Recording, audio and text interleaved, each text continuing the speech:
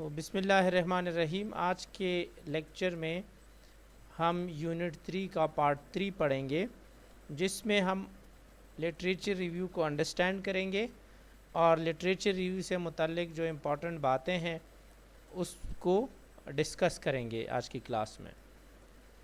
آج کی کلاس کے ہمارے یہ آبجیکٹیوز ہیں جس کو ہم کور کریں گے اور سٹارٹ کر لیتے ہیں کلاس. آبجیکٹیوز آپ اسکرین پہ دیکھ رہے ہیں. تو سب سے پہلے آتے ہیں اور سمجھتے ہیں کہ لٹریچر ریویو کیا ہے، کس لیے کرتے ہیں. تھوڑا سا اس کو ایکسپلین کر لیتے ہیں. لٹریچر ریویو ایک ایسا پروسیس ہے جو ہم ریسرچ میں پرفارم کرتے ہیں، اور جس طرح نام سے ظاہر ہے یہ جتنا بھی لٹریچر یا جتنی بھی ہماری ٹاپک آف ریسرچ، جس ٹاپک پہ یا جس فینومینا پہ ہم ریسرچ کرنا چاہتے ہیں، اس سے پہلے اس فینومینا یا اس سے ریلیٹڈ فینومینا پہ جتنی ریسرچز ہوئی ہیں اور ہمارے ایکسیس میں ہیں، ان ریسرچز کو ہم ریڈ کریں، ان کو ریویو کریں اور ان سے پھر کچھ کنکلوژنز نکالیں، تو اس کو لٹریچر ریویو کہتے ہیں. لٹریچر ریویو یہ ویریس ٹائپ آف لٹریچر سے ہو سکتا ہے. مطلب ہمارے پاس جو بکس ہوتی ہیں، آرٹیکلز ہوتے ہیں، اتھینٹک میگزینز ہوتی ہیں، یہ ساری چیزیں ہمارے پاس جو ہے وہ لٹریچر میں آتی ہیں. اور یہ ہم بہت سارے پرپزز کے لیے کرتے ہیں. لٹریچر ریویو ضروری نہیں ہے کہ ہمیشہ ریسرچ کے لیے ہی لٹریچر ریویو ہو. کچھ لٹریچر ریویو ایسی بھی ہیں جو کہ ہم ریسرچ کے لیے پرفارم کرتے ہیں، اور کچھ ایسے ہیں جو ہم نان ریسرچ ریلیٹڈ چیزوں کے لیے بھی پرفارم کرتے ہیں. ہمارے پاس جو لٹریچر ریویو کا پروسیس ہے یہ ایک آبجیکٹیو پروسیس ہے. ٹھیک ہے، ہم باقاعدہ خود سے آرٹیکلز، بکس، چیپٹرز، میگزینز جو ہمارے ایکسس میں اس فینومینا یا ٹاپک سے ریلیٹڈ انفارمیشن آتی ہے، چاہے وہ پرنٹڈ فارم میں ہو چاہے الیکٹرانک فارم میں ہو، تو ہم خود اس کو سرچ کر کے ریڈ کر کے انڈرسٹینڈ کرتے ہیں. اسی لیے یہ پروسیس ایک آبجیکٹیو پروسیس ہے. دوسری بات یہ ہے کہ اس میں ہم جو بھی چیزیں پڑھتے ہیں اس کو سمرائز کر کے شارٹ فارم میں اپنے پاس نوٹ کرتے ہیں. فار ایگزامپل میں نے ایک آرٹیکل پڑھا اور اس آرٹیکل کا میرے پاس کنکلوژن آیا، ایک سینٹنس میں یا 2 سینٹنس میں نے اس کا کنکلوژن لکھ لیا، 3 میں لکھ لیا یا زیادہ سے زیادہ ایک پیراگراف میں لکھ لیا. تو ہم ایک پورے چیپٹر کو یا پورے آرٹیکل کو ہم ایک پیراگراف تک یا اس سے بھی کم تک محدود کر دیں تو یہ سمرائزیشن ہو گئی. اسی لیے یہ ایک تھرو سمری ہے جس میں ہم پورا لٹریچر وہ پڑھتے ہیں اس آرٹیکل میں یا چیپٹر میں جو دیا ہوتا ہے بک کے، اور اس کو سمرائز کر کے ایک بہت شارٹ فارم میں لے کر آتے ہیں. اور تھرڈ پوائنٹ کہ جب ہم سمرائز کرتے ہیں اور جب ہم ریڈ کرتے ہیں تو ڈیفینیٹلی اگر اس سے ہمیں کچھ ڈیٹا، کنکلوژن یا فائنڈنگز ملتی ہے تو وہ ہم کریٹیکلی انالائز کرتے ہیں. Without critical analysis we are not able کہ ہم ان چیزوں کو صحیح طریقے سے پرفارم کر سکیں.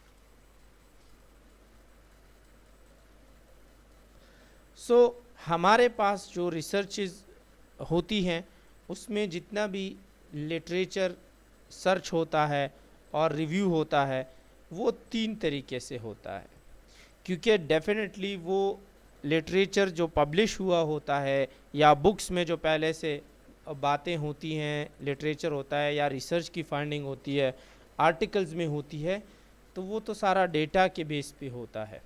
ٹھیک ہے، ہمارے پاس اس کے بھی کچھ ٹائپس ہیں اور وہ ٹائپس ہم باری باری پڑھتے ہیں. اس میں ہمارے پاس پرائمری، سیکنڈری اور ٹرشری سورسز ہوتی ہیں لٹریچر کی. پرائمری سورسز میں کیا کیا چیزیں آتی ہیں؟ پرائمری سورسز میں ہمارے پاس journals, articles, conferences, original materials یا اس طرح ہسٹوریکل ڈاکومنٹس، یا کریٹیو آرٹ اور اس سے ریلیٹڈ جو چیزیں جو پرائمری ہمارے پاس موجود ہوتی ہے اس کو ہم پرائمری سورس آف لٹریچر کہتے ہیں. جیسے میں نے ایک ریسرچ آرٹیکل پبلش کیا اور میں نے کیا کیا تھا کہ اس میں نے خود ڈیٹا کلیکشن کیا تھا, اس کو انالائز کیا تھا, اس کے ریزلٹس نکال کے اس پہ رائٹ اپ کر کے آسان لینگویج میں لوگوں تک پہنچانے کی کوشش کی. آپ کے پاس وہ آرٹیکل آیا, جرنل آرٹیکل آیا, تو اس میں جتنا ڈیٹا ہے اور آپ کو اس سے جتنا ڈیٹا مل رہا ہے یا پوائنٹس ملتے ہیں یا نالج ملتی ہے, وہ میرا آرٹیکل جو ہے وہ پرائمری سورس کہلائے گا, کیونکہ آپ ڈائریکٹلی ان سے اس آرٹیکل سے ڈیٹا یا انڈرسٹینڈنگ لیتے ہو.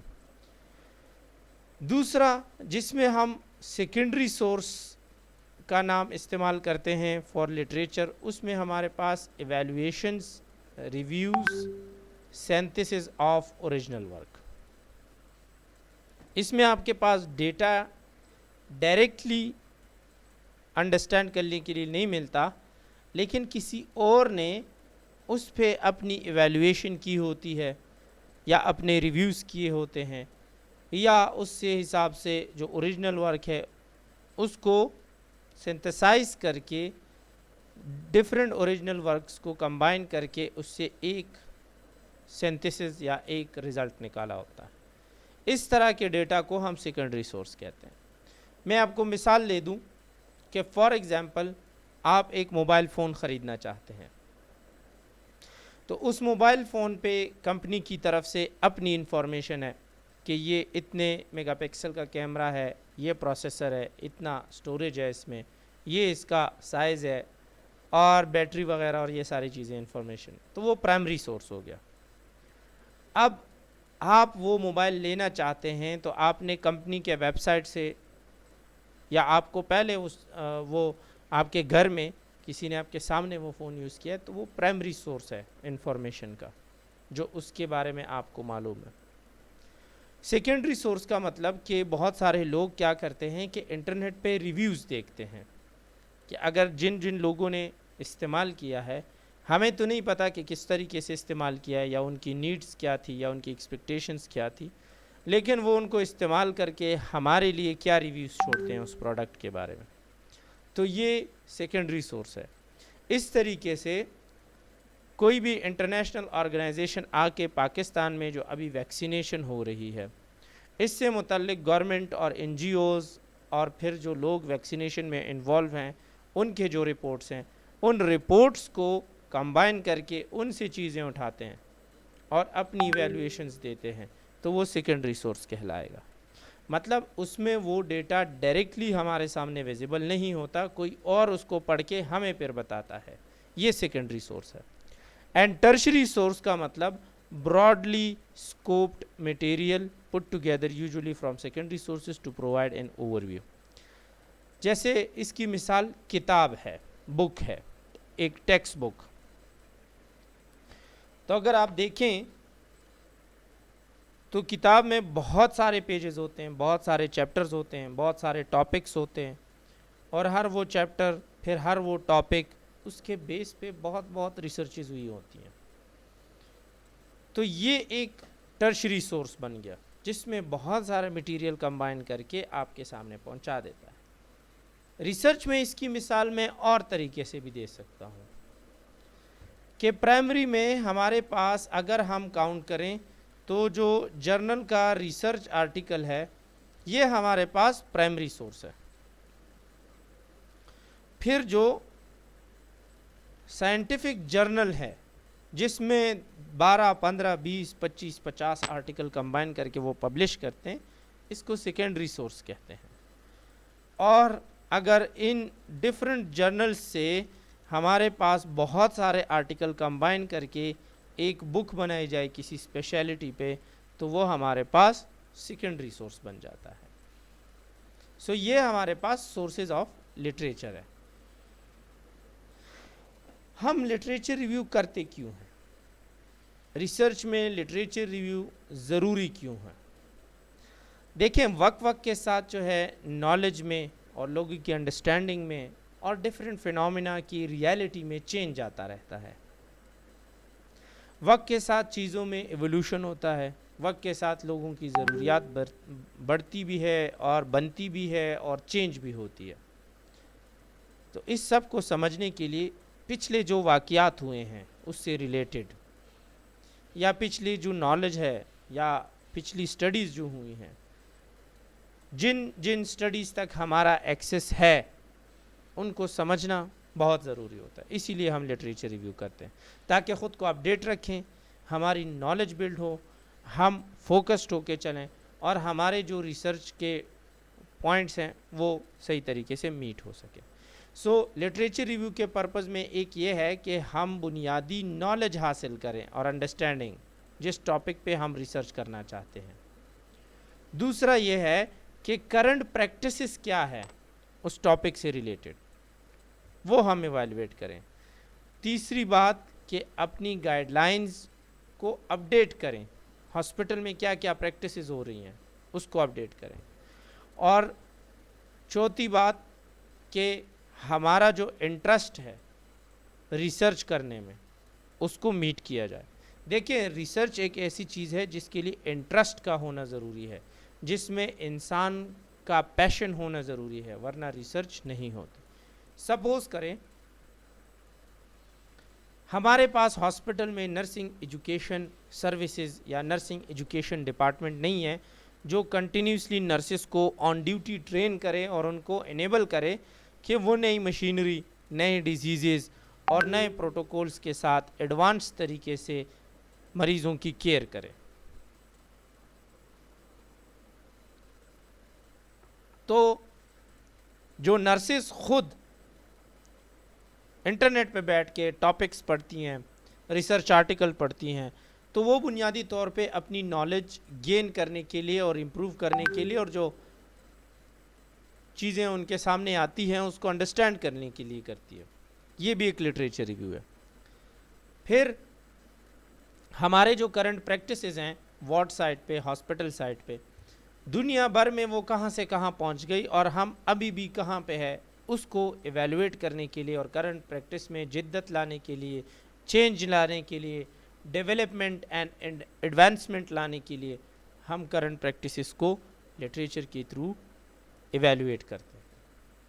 اور جب ایویلویٹ کر لیں اور ہمیں پتہ چلے کہ ہم جو ابھی کرنٹ پریکٹس کر رہے ہیں اس کی نسبت اگر یہ ابھی نئی پریکٹس جو کسی اچھے ہاسپٹل میں یا اچھی ایڈوانس کنٹری میں چل رہی ہے ہم وہ اس کو اڈاپٹ کر لیں تو ہماری ٹریٹمنٹ کاسٹ بھی کم ہو جائے گی اور آؤٹ کمز بھی زیادہ اچھے ہوں گے.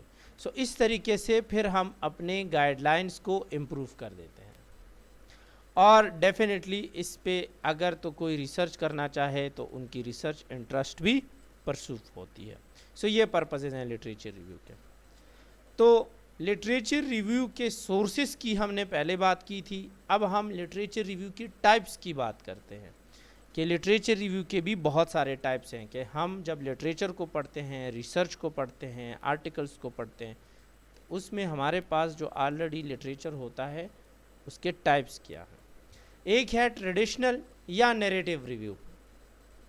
ٹریڈیشنل یا نیریٹیو ریویو جو ہے وہ فوکس کرتا ہے کسی آرٹیکل پہ کریٹیک ہوئے ہوں یا کسی ٹاپک پہ کریٹیک ہوا ہو یا ان ٹاپکس کو سمرائز کر کے اس سے کنکلوژن نکال کے 8 10 15 آرٹیکلس کا اور اس سے ایک آرٹیکل بنا کے ہمیں بتایا گیا ہو کہ یہ چیز یا یہ ٹاپک ایسا ایسا ہے. اس کو ٹریڈیشنل یا نیریٹیو لٹریچر ریویو کہتے ہیں. دوسرا ہے سسٹمیٹک لٹریچر ریویو.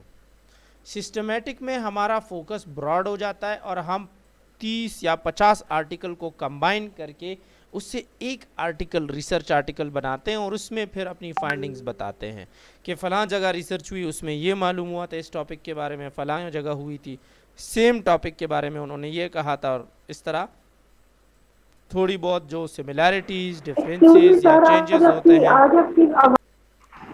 سو میٹا انالیسس جو ہے اس کے بعد ہمارے پاس آتا ہے اور میٹا انالیسس کا اسکوپ بہت براڈ ہوتا ہے. اس میں ہمارے پاس ہم کوانٹیٹیو ریسرچ والے آرٹیکلز اٹھاتے ہیں جنہوں نے کوانٹیٹیو ڈیٹا استعمال کیا ہوتا ہے اور اس کے اسٹیٹسٹیکل انالیسس سے جو ہمارے پاس रिज़ल्ट आए होते हैं उनको कंबाइन करके उसका एक रिज़ल्ट बनाते हैं, तो इसलिए इसको कहते हैं मेटा एनालिसिस। मेटा मीन्स बिगर, एनालिसिस मीन्स कि हम उसको एनालाइज करें। बिगर डेटा एनालिसिस जो होता है या लार्ज डेटा एनालिसिस जो होता है, ठीक है, इसको इसीलिए मेटा एनालिसिस कहते हैं। और फिर दूसरा है मेटा सिंथेसिस। मेटा सिंथेसिस और मेटा एनालिसिस में फ़र्क ये है कि मेटा एनालिसिस में क्वांटिटेटिव फाइंड रिसर्चेज होती है और मेटा सिंथेसिस में क्वालिटेटिव स्टडीज़ होती है। अब सिंथेसिस और एनालिसिस के वर्ड में फ़र्क देखें। एनालिसिस में हम डेटा को एनालाइज करते हैं, क्वांटिटेटिव जो हमारे पास बड़ा डेटा होता है। क्वालिटेटिव में हमें पता है कि डेटा हमारे पास लोगों की वर्बल एक्सप्लेनेशंस और वर्डिंग्स और सेंटेंसेस होती हैं, सो उसको हम जो है वो कंबाइन करके उससे मतलब निकालते हैं, इंटरप्रेट करते हैं, इसीलिए इसको सिंथेसिस कहते हैं कि उसके हवाले से कॉन्सेप्ट्स हम क्रिएट करें, ये सिंथेसिस होता है। सो हमारे पास जो एक बहुत बड़े अमाउंट में क्वालिटेटिव डेटा होता है, इसीलिए उसको मेटा कहते हैं, और उसको जब हम इंटरप्रेट करके फाइंडिंग्स बनाएं तो उसको कहते हैं सिंथेसिस। ये इन दोनों में फ़र्क है। तो सबसे पहला स्टेप इसमें यह है कि हम टॉपिक को आइडेंटिफाई करें। टॉपिक ऑफ इंटरेस्ट हमारे पास होना चाहिए, हमें उसको सेलेक्ट करना चाहिए, और वो डिपेंड करता है कि हमारा पर्सनल इंटरेस्ट क्या है और सोशल इंटरेस्ट क्या है। पर्सनल इंटरेस्ट मेरा है फॉर एग्जांपल मेडिसिन में, और सोशल इंटरेस्ट वो है न्यूट्रिशन इम्प्रूवमेंट में, ठीक है। एक आबादी या एक शहर में बच्चों में न्यूट्रिशन जो है वो उसकी हालत बहुत ख़राब है, जबकि मेरा पर्सनल इंटरेस्ट जो है मेडिकेशन की तरफ है, तो वो रिसर्च मिक्सड अप होगी, उसमें वो वैसी क्वालिटी नहीं होगी। और अगर तो ये दोनों एक ही जैसे हैं तो फिर इससे फ़ायदा होगा, मतलब रिसर्च अच्छे तरीके से हो सकती है। फिर दूसरा स्टेप 1 में हमारे पास जो दूसरा पॉइंट है वो ये है कि हम जो है अश्योर करें, अपने फोकस को नैरो डाउन करें, ठीक है, और एक टॉपिक पे फोकस होके आ जाएं। रिसर्च देके हमेशा फोकस की चीज़ है। आप या मैं या कोई और रिसर्चर ये तो ज़रूर चाहेगा कि दुनिया में जितनी डेवलपमेंट हो रही है उसमें हमारा किरदार हो, लेकिन एज अ ह्यूमन बीइंग और इतनी लिमिटेड ज़िंदगी में हम हर काम नहीं कर सकते। सो इट्स बेटर कि हम फोकस होके चलें, कुछ चीज़ें खुद करें, कुछ दूसरे लोगों के लिए छोड़ें, तो ही वो सक्सेसफुल हो सकता है। तीसरा पॉइंट ये है कि हम मेक श्योर करें कि हमारा टॉपिक ऑफ इंटरेस्ट जो है उसके हिसाब से पहले से कुछ लिटरेचर मौजूद है। अपनी एक्सपर्टीज़ को देखते हुए हमने टॉपिक सेलेक्ट करना है। ऐसा नहीं है कि टॉपिक पे लिटरेचर बिल्कुल ना हो तो हम उस पर रिसर्च नहीं कर सकते, ऐसी बात नहीं है, लेकिन वो उस फील्ड में जब बहुत ज़्यादा नॉलेजेबल लोग होते हैं तो उनके पास ऑलरेडी जो है वो अंडरस्टैंडिंग होती है, तो अगर उस पर लिटरेचर ना भी हो तो वो उस पर रिसर्च कर सकते हैं। हमारे जैसे लोग जिनके पास लिमिटेड नॉलेज है और जिनको अभी और सीखना है, उनको चाहिए को लिटरेचर जो भी रिसर्च का टॉपिक सेलेक्ट करे उस पर मेक श्योर करे कि उस पर लिटरेचर अवेलेबल है। इसके बाद जैसे हमने लास्ट लेक्चर में कहा था कि रिसर्च क्वेश्चंस का होना बहुत ज़रूरी है, क्योंकि ये रिसर्च क्वेश्चन हमें फोकस होके चलने देती है। सो हम रिसर्च क्वेश्चंस बनाते हैं। For example, among children of 2 to 5 years which nutritional intervention can promote growth. अगर हम ये क्वेश्चन बनाएं और पूछे खुद से कि अगर तो मेरे इर्द गिर्द जो सिटी में या जिस हॉस्पिटल में मैं काम कर रहा हूँ वहाँ पे बच्चे न्यूट्रिशन के बहुत डिटीरिएटेड और अजीब हालात के साथ आते हैं, तो मैं ये देखूं कि क्या ऐसी इंटरवेंशन है न्यूट्रिशन के हवाले से जो उन बच्चों की जिनकी एज 2 से 5 साल के दरमियान है उनकी ग्रोथ को बेहतर कर सकती है। तो ये मेरा एक रिसर्च क्वेश्चन होगा, और इस पे फोकस हो के फिर मैं रिसर्च आर्टिकल सर्च करूँगा। आप इस ایگزامپل کو ذہن میں رکھیے، میں آپ کو پھر پریکٹیکل سلوشن بھی بتاؤں گا کہ کیسے آپ نے اس پہ آرٹیکلز نکالنے ہیں اور کیسے اس پہ اسٹڈی کرنی ہے۔ اسٹیپ 2 جو ہے ہمارے پاس لٹریچر سرچ کا ہے کہ ہم نے لٹریچر کیسے سرچ کرنا ہے۔ تو ہم نے لٹریچر سرچ اسٹریٹجی معلوم کرنی ہے، کون کون سے ڈیٹا بیسز سے ہم نے لٹریچر اٹھانا ہے۔ ڈیٹا بیسز جس طرح آپ کے پاس گوگل ہے، ایک سرچ انجن ہے، آپ میں اس میں کوئی بھی ورڈ ڈالتے ہیں تو وہ آپ کو بتا دیتا ہے، ویب سائٹس وہ چیزیں وہ دکھا دیتا ہے۔ اس طرح ریسرچ کے بھی کچھ ڈیٹا بیسز ہیں، کچھ سرچ انجنز ہیں، جس میں سے ناہل ہے، میڈ لائن ہے، پب میڈ ہے، ERIC ہے، اسپرنگر ہے، کلینکل کی ہے، اس طرح بہت سارے ریسرچ ڈیٹا بیسز ہمارے پاس ہے۔ اور اس میں پھر ہم کی ورڈز ڈالتے ہیں، خاص الفاظ اٹھا لیتے ہیں، جیسے پچھلے ایگزامپل میں ہمارے پاس young children 2 to 5 year growth کا مسئلہ تھا، نیوٹریشنل انٹرونشن کی ضرورت تھی، تو یہ ہمارے پاس مین چیزیں ہیں۔ جو انگلش میں آف، اینڈ، دی، اس طرح کے جو ورڈ ہے یہ ہم اس میں نہیں ڈالتے کیونکہ وہ ہمارے پاس کی ورڈز میں نہیں آتے۔ اور الٹرنیٹیو کی ورڈز بھی ہم اس میں ڈال سکتے ہیں، جیسے نیوٹریشنل ڈیفیشنسی ہو گئی، نیوٹریشنل نیڈز ہو گئیں، تو یہ ہمارے پاس کچھ ورڈز ہیں جو اس ڈیٹا بیسز میں اگر ہم ڈالیں تو ہمارے پاس اس کے ریلیٹڈ آرٹیکل آ جائیں گے جس میں لٹریچر ہوتا ہے، اور اس کو پڑھ کے پھر ہم ریویو کر سکتے ہیں۔ جب ہم اس طرح کے کی ورڈز ڈالیں تو ہمارے پاس ضروری یہ بھی ہے کہ ہم اپنا انکلوژن اور ایکسکلوژن کرائٹیریا بھی سرچ کا بنائیں کہ کون سے آرٹیکل ہم نے اٹھانے ہیں، کون سے آرٹیکل نہیں اٹھانے۔ فار ایگزامپل میں اس ایگزامپل میں کہتا ہوں کہ میں صرف ان آرٹیکل کو اٹھاؤں گا جن میں پاپولیشن ان بچوں کی لی گئی ہو جن کی ایج 2 to 5 ایئر ہو، کیونکہ یہ میرے کویسچن سے میچ کر رہا ہے، اور اگر اس سے زیادہ ایج یا اس سے کم ایج کے ہوں تو وہ میرے کویسچن سے میچ نہیں کر رہا، تو اس کا رزلٹ آؤٹ ہوگا۔ دوسرا یہ ہے کہ میں ریسنٹ پچھلے 10 سال میں دیکھنا چاہتا ہوں۔ اب یہ دیکھیں یہ تو پچھلے 20-25 سال کا ہے، تو میں بولوں کہ 2021 سے لے کر پچھلے لٹریچر کو اگر میں دیکھوں تو 2010 تک، یا اگر 5 سال کا دیکھوں تو 2015 تک کا جو لٹریچر ہے، 15 سے لے کر 2021 تک، تو وہ اس کو میں انکلوڈ کروں۔ دوسری بات یہ ہے کہ چونکہ ہم نے لاسٹ ایگزامپل میں انٹرونشن کی بات کی تھی، تو ہم ایکسپیریمنٹل اور ڈسکرپٹیو سٹڈیز کو فوکس کریں گے۔ ہم میٹا انالیسز یا جو لٹریچر ریویوز ہیں اس پہ نہیں کریں گے، کیونکہ آلریڈی ہم لٹریچر ریویو کر رہے ہیں، تو اس کے لیے ہمیں پرائمری ریسرچز اور اس میں بھی جو ڈیزائن یوز ہوا ہو وہ ڈسکرپٹیو سٹڈی کا یا ایکسپیریمنٹل ہوا ہو۔ اور پھر میں دیکھوں گا کہ کون کون سے آرٹیکل میں نے سلیکٹ نہیں کرنے، وہ میرے ایکسکلوژن کرائٹیریا میں آئیں گے۔ اس میں وہ پاپولیشن جس میں اینیمل پہ نیوٹریشنل سٹڈی کی گئی ہو، یا وہ بچے جن کی ایج 2 سال سے کم یا 5 سال سے زیادہ ہو۔ پھر انکلوژن میں تھا کہ 10 سال تک، تو 10 سال سے زیادہ پرانے جو آرٹیکل ہوں ان کو میں ایڈ نہیں کروں گا۔ یہ میرا ایکسکلوژن کرائٹیریا ہو گیا۔ تو جب یہ ہم کر لیں تو اس میں پھر ہم اور بھی اس کو فوکسڈ کر سکتے ہیں کہ بھائی بکس کا ہم نے ڈیٹا اٹھانا ہے یا نہیں، پھر ہم نے بیبلیوگرافی اٹھانی ہے یا نہیں، ان کے ریفرنسز اور یہ ساری چیزیں، اور مینول سرچ جو ہے اسپیسیفک جرنل میں کسی جرنل کے ویب سائٹ پہ جاؤں اور وہاں سے آرٹیکل نکالوں، تو یہ مینول سرچ ہے۔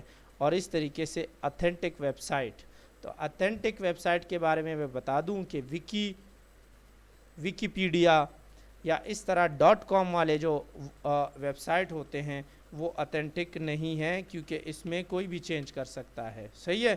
جیسے میں بولوں abc.com، تو .com والے یہ اتھینٹک نہیں ہیں، these are not authentic websites. لیکن اگر میں ان ویب سائٹس کی بات کروں جس میں ORG آ رہا ہو یا گورنمنٹ کے ویب سائٹس ہوں تو وہ اتھینٹک ہوتے ہیں۔ جیسے میں بولوں www.un.org، ٹھیک ہے۔ اب یہ دیکھیں یہ آرگنائزیشنل ویب سائٹس ہوتی ہیں، یا میں بولوں WHO.org، ٹھیک ہے۔ یا اگر میں بولوں پاکستان کے جو ہوتے ہیں یا ایجوکیشن اس کے، جیسے میں کہوں کہ UHS.edu.pk، تو یہ بھی اس پہ بھی جو رپورٹس ہوتی ہیں وہ اتھینٹک ہوتی ہے کیونکہ یہ گورنمنٹ کی ویب سائٹ ہوتی ہے. جیسے میں اگر بولوں کہ abc.gov.pk یا .tr، اگر ترکی کا ہو تو TR آئے گا، اگر چائنا کا ہو تو CN آئے گا، اگر کینیڈا کا ہو تو C آئے گا. سو اس طرح جو ویب سائٹس ہوتے ہیں یہ بنیادی طور پہ ان ویب سائٹس کو ہم اتھینٹک کہتے ہیں. باقی جو .com والے یا ویکیپیڈیا ویب سائٹ ہو گئی جس پہ ہر چیز اگر آپ کی ورڈ ڈالیں گے تو وہ آ جائے گا، وہ اتھینٹک نہیں ہوتی. سو یہ یاد رکھیں کہ کوئی بھی سورس آپ یوز کر رہے ہیں اس ہر سورس کو آپ نے سائٹ کرنا ہے، مطلب اس سورس کے بارے میں بتانا ہے، اور آپ نے وہ بھی بتانا ہے کہ بھئی آپ نے اس سورس سے اگر ڈیٹا لیا ہے تو کون سی ایفرٹس استعمال کی ہے. اینڈ دین تھرڈ اسٹیپ جس میں ہم بنیادی طور پہ جو لٹریچر ہوتا ہے اس کی ریڈنگ کرتے ہیں، ان آرٹیکلس کی، اور ان کو انالائز کر کے ان کو انڈرسٹینڈ کرتے ہیں. سو جب ہم نے ایک پراپر یا اپروپریٹ لٹریچر آئیڈینٹیفائی کر لیا تو ہم PQRS ٹیکنیک کو استعمال کرتے ہوئے اس کو پڑھتے ہیں اور اس سے ڈیٹا اٹھاتے ہیں اور اس سے اپنی نالج اور انڈرسٹینڈنگ بناتے ہیں. ایک P کا مطلب یہ ہے پریویو، ٹھیک ہے، کہ وہ عام طور پہ دکھتا کیسے ہے، کیا وہ لٹریچر کا اور ایک ویل پلانڈ لٹریچر کی لک دیتا ہے یا نہیں، ٹھیک ہے. دوسرا ہم نے اس کو کویسچن کرنا ہے کہ کیا وہ ان چیزوں کا جواب دے رہا ہے جس کے بارے میں ہمیں سرچ ہے یا جس کو ہم دیکھنا چاہ رہے ہیں.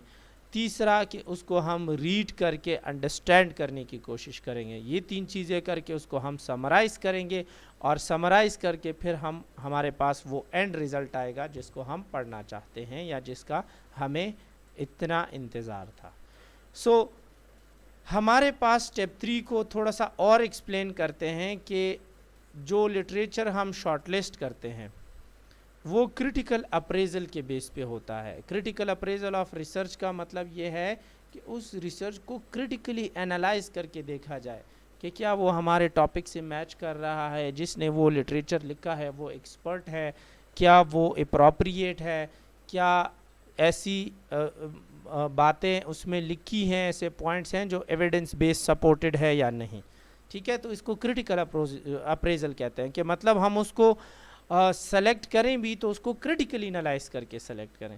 دوسرا یہ ہے کہ اس کو ہم آبجیکٹیولی پریزنٹ کریں for the process of short listing and justifying. کہ اگر ہم نے ایک ریسرچ آرٹیکل سلیکٹ کیا ہے تو وہ ہمارے پاس کیوں شارٹ لسٹ ہوا اور کیسے ہم اس کو جسٹیفائی کریں گے. جیسے ہم کہتے ہیں کہ ہم نے 200 آرٹیکل نکالے، اس میں سے 20 آرٹیکل سلیکٹ ہوئے on the basis of what, on the basis of کہ اس میں جو ریسرچ تھا وہ intervention, nutritional intervention on children between the age of 2 to 5 years to see their growth and development due to these nutritional intervention. ٹھیک ہے. سو یہ ہم نے ایک ریزن بتا دیا. اور اگر تو ہماری کوئی لمیٹیشن تھی تو وہ بھی ہم نے بتانا ہے. دیکھیں ریسرچ میں ایتھکس کا بڑا امپورٹنٹ رول ہے، تو ہم نے ایتھیکلی ہر چیز فالو کرنی ہے. اسی لیے ہم کہتے ہیں کہ ہم نے اتنا کام کیا یا یہ چیزیں کی اور ہم اس سے زیادہ نہیں کر سکتے تھے. سو اسی لیے اپنی لمیٹیشن کو بتانا ضروری ہے. ٹھیک ہے. اور اس طرح ایک گریڈ بنتا ہے ہمارے پاس، ہم ایک چارٹ بناتے ہیں جیسے یہاں پہ آپ کو نظر آ رہا ہے.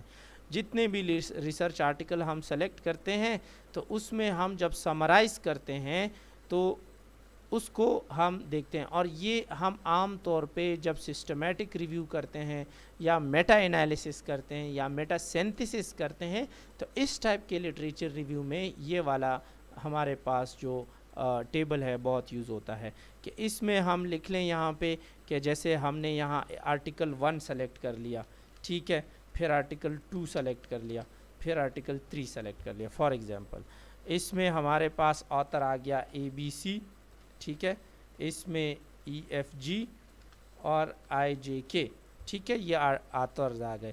اب اس کی پبلیکیشن ایئر ہمارے پاس 2015، اس کی پبلیکیشن ایئر جو ہے وہ ہمارے پاس 2018 اور اس کی پبلیکیشن ایئر 2021 ہے. اور ہم یہاں پہ لکھیں کہ اس کی کنٹری جو ہے پبلیکیشن کی یو ایس ہے، اس کا انڈیا ہے، اور اس کا ہمارے پاس یو کے ہے۔ ٹائپ آف ریسرچ میں اگر ہم دیکھیں تو ہم بولیں کہ یہ کوانٹیٹیو ہے، ٹھیک ہے، یہ کوالیٹیٹیو ہے، ٹھیک ہے، اور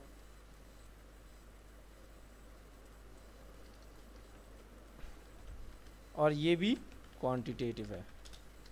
یہ اسپیلنگ میں ابھی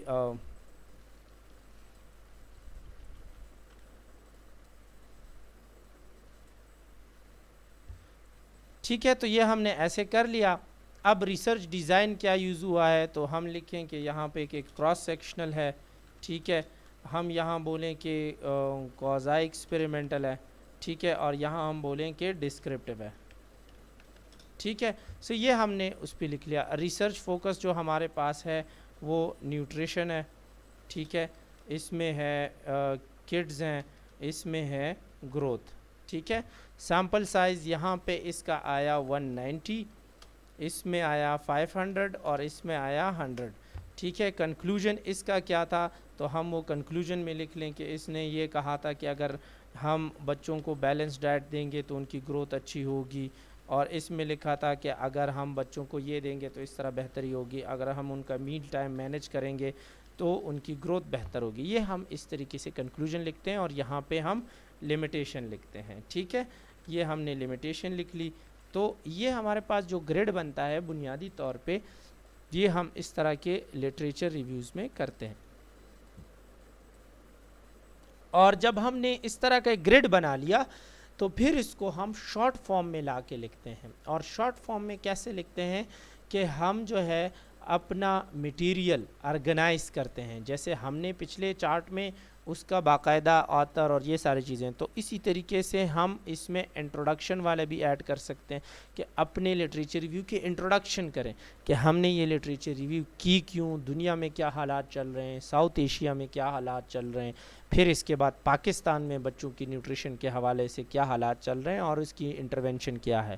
پھر باڈی کی طرف آتے ہیں جس میں ہم جنرل جو نیوٹریشنل ڈیفیشنسیز پہ جنرلی بات کریں، پھر جو کیا کیا انٹرونشنز کی نیڈ ہے، اور ہمارے پاس نالج کی کیا صورتحال ہے، اس پہ پریکٹسز کی کیا صورتحال ہے، اور پھر اس کو کنکلوڈ کریں۔ تو یہ 3 سیکشنز ہوتے ہیں ایک لٹریچر ریویو کے، اور اس میں ہم کرٹیکلی لٹریچر ریویو کو انالائز کرتے ہیں۔